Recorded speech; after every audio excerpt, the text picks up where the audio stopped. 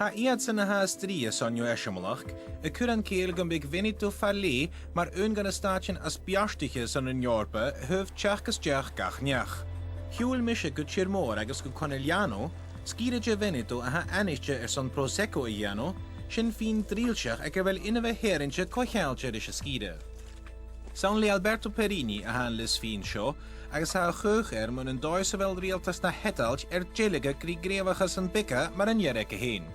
Ma io voglio l'indipendenza per il Veneto perché... Ha mis ik jari nu eismlach son Veneto son immegavar, ach ha fullasiach nach el ne hedalch an stadva.